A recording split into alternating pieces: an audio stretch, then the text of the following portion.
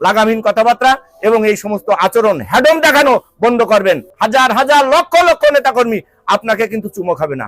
ইদানিং দেখছি যে কিছু ফেরেশতার আবির্ভাব হয়েছে। আমি সেই ফেরেশতার উদ্দেশ্যে একটা হাদিস দিয়ে আমি শুরু করতে চাই। সেটা হচ্ছে এই, নবী করিম সাল্লাল্লাহু আলাইহি সাল্লাম বলেছেন, তুমি সেই আচরণ করো না যা তোমার প্রতি হলে তুমি কষ্ট পেতে। আমরা যারা রাজনীতি করি আমাদের শিষ্টাচারের ভিতরে থাকা উচিত। আমরা যারা জনগণের মঙ্গল করতে চাই তাদের জনগণ নিয়ে ভাবা উচিত। আমরা এমন কোনো কথাবার্তা আমাদের ভিতর দিয়ে বলা উচিত না যে যার কথার সূত্র ধরে অতীতের ইতিহাসে যাদের অবদান রয়েছে, ঝিনাইদহের রাজনৈতিক ইতিহাসে যাদের অবদান রয়েছে, সেই সমস্ত নেতাকর্মীদের ছোট করা হয়। এরকম আচরণ, এরকম কথাবার্তা মনে হয় আমাদের বলা উচিত না, কারোরই বলা উচিত না। আমরা মনে করেছিলাম 5 তারিখের পরে আর স্বৈরাচার ফিরে আসবে না, কিন্তু এখন একটি দলের নাম, সর্বোচ্চ একটি দলের যাদের 500 লোকের এক জায়গায় করে মিছিল মিটিং করার সঙ্গতি নেই, সেই রকম লোকেও আজকে বাঘের মতো হুঙ্কার ছাড়ছে এবং তাদের কথাবার্তা লাগাম ছাড়া, এবং যারা এই ঝিনাইদহের রাজনীতি, সন্ত্রাস মুক্ত রাজনীতি এবং স্বৈরাচার মুক্ত রাজনীতি বিনির্মাণে যাদের সহযোগিতা ছিল সেই সমস্ত নেতাকর্মীদের ছোট করে দিচ্ছে।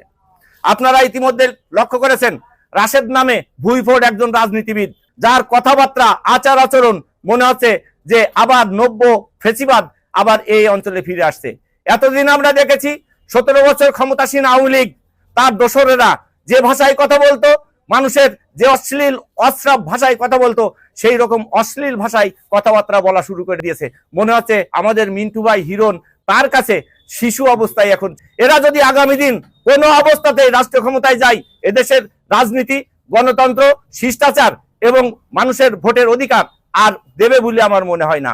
ইদানিং আমি দেখতে পাচ্ছি ফ্যাসিস্ট হওয়ার পূর্ব লক্ষণ কি জানেন সাংবাদিক ভাইরা? ফ্যাসিস্ট হওয়ার পূর্ব লক্ষণ হচ্ছে যে মানুষটা মনে করে যে আমিই সব জানি, আমিই একমাত্র ভালো মানুষ এবং আমি ভালো কাজ করতে পারি, সেই রকম লোকের চরিত্র দেখলে মনে করবেন নব্য ফ্যাসিস্ট। আজকে ঢালাও ভাবে রাজনীতিবিদদের চামড়া তুলে নিতে চাই, ঢালাও ভাবে রাজনীতিবিদদের চাঁদাবাজ, সন্ত্রাসী এবং আখ্যা দিয়ে দিচ্ছে। অতীত দিনে স্বৈরাচার বিরোধী আন্দোলন সংগ্রাম যখন আমরা করেছি, নিশ্চয়ই আমার পাশাপাশি আপনারাও দেখেছেন সেই সমস্ত লোকের এই ঝিনাইদহের পদচারণা ছিল না। যাদেরকে সঙ্গে নিয়ে যে সমস্ত রাজনীতিবিদ ঝিনাইদহ সন্ত্রাস মুক্ত করেছে, স্বৈরাচার মুক্ত করেছে, সেই সমস্ত রাজনীতিবিদদের কটাক্ষ করে যখন এই রাশেদ কথা বলে, তখন মনে হয় বাপের আগে ছেলের জন্ম হয়েছে। আমি তাকে অনুরোধ করব, রাজনীতি করতে হলে জনগণের পাশে দাঁড়ান। কে বড় কে ছোট প্রমাণ করেন আপনার আচরণ দিয়ে, আপনার কথাবার্তা দিয়ে, আর আপনার কর্মকাণ্ড দিয়ে। আপনি এমন কোনো আচরণ করেন না যে আচরণের কারণে রাজনীতিবিদরা তাদের সুনাম ক্ষুণ্ণ হয়। সমস্ত রাজনীতিবিদ যে ভালো আমি সে কথা বলছি না, কিন্তু সমস্ত রাজনীতিবিদ যে খারাপ সেটা উনি যে ভাষায় কথা বলছেন তাতে মনে আছে রাজনীতিবিদ শূন্য করে উনি এক নায়কতন্ত্র এই ঝিনাইদহে কায়েম করতে চান।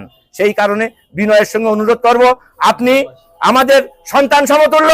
আমি 78 সালের থেকে এই বিএনপি রাজনীতির সঙ্গে আছি। এই রাজনীতি গর্বের প্রতীক, এই রাজনীতি তিলে তিলে এই ঝিনাইদহতে আমরা প্রতিষ্ঠিত করেছি। সেই রাজনীতিকে ছোট করে ব্যঙ্গ করে কথাবার্তা আপনি যদি বলেন, এরপরে আমাদের দলের নেতাকর্মী যদি আপনাদের বিরুদ্ধে সেই রকম কথাবার্তা বলে, তখন কিন্তু একটা সংঘাতময় পরিস্থিতি তৈরি হবে, যার দায়িত্ব আপনার নিতে হবে। আপনাকে বিনয়ের সঙ্গে অনুরোধ করব, এই সমস্ত কথাবার্তা, লাগামহীন কথাবার্তা এবং এই সমস্ত আচরণ হ্যাডম দেখানো বন্ধ করবেন।